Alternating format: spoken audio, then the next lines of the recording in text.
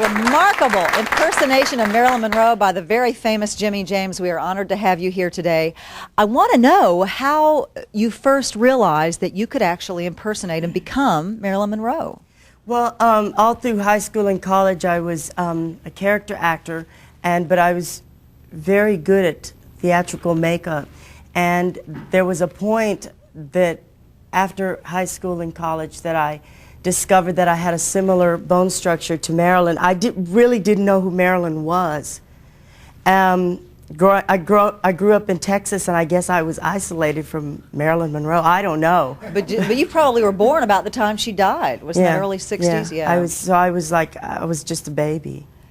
My gosh. So I didn't know who she was really. But I had heard talk about this legend, Marilyn Monroe.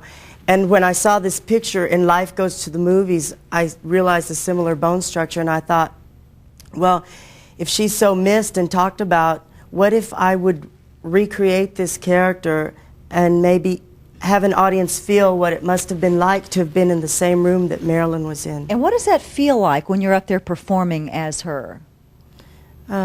Painful. Well, I have 4-inch heels. My dress is very tight. I can't sit down in it. One time I sat down. I was doing this photo shoot, and those dresses aren't made for sitting down. And I sat down, and I kind of like disrupted some organs, and I fainted. I actually fainted. They're not meant for sitting down. They're excruciatingly tight. But emotionally, do you have some sort of spiritual connection that you feel with her, even though she's dead and gone? No, I did 3.5 years of research. And I don't get into any of those head trips or anything like that. I'm just, you know. Well, this lady in the audience saw you on the Sea Escape this weekend, and she's just dying to tell you something.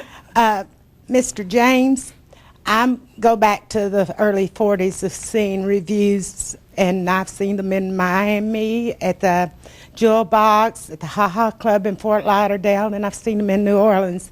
And I just think you're the best. Thank you.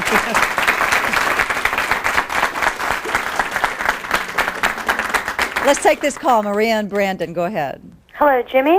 Yes? Hi, this is Maria. I just want to say I've seen you on television before, and I was just curious. You're so talented with your voice.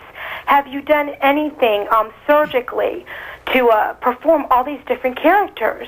No, I self-taught myself to do this because when I was growing up in Texas, I didn't have the money to pay for voice lessons, so everything's self-taught. And I've never had plastic surgery either. Do share for us, if you would. Well, when I was about 14, I was always able to sing my whole life, but when I was about 14, my voice kind of changed.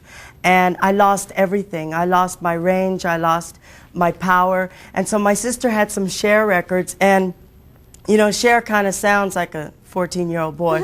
Chastity, young lady, get over here right now. You get out of your daddy's clothes. Young lady, I got to tell you something. So you may have lovers wherever you roam, but sooner or later, oh, well, I'll sleep alone. Whoa, that's great. That is Cher.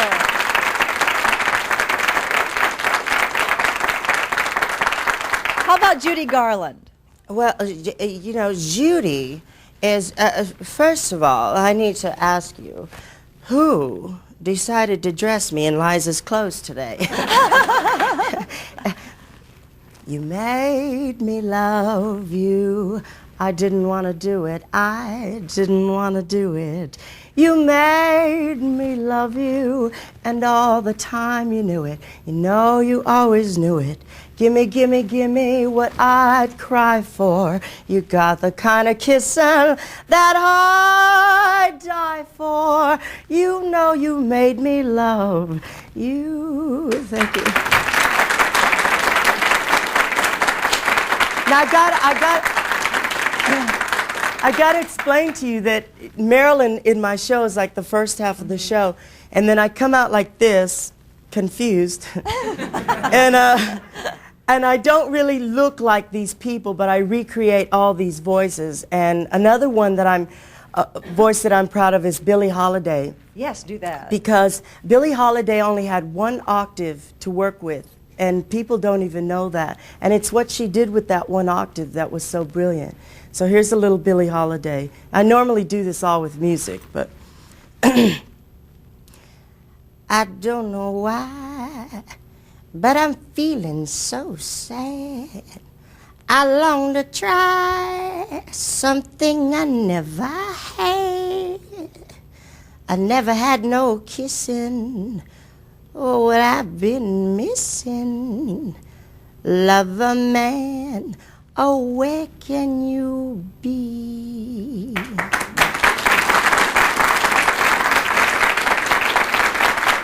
Remarkable.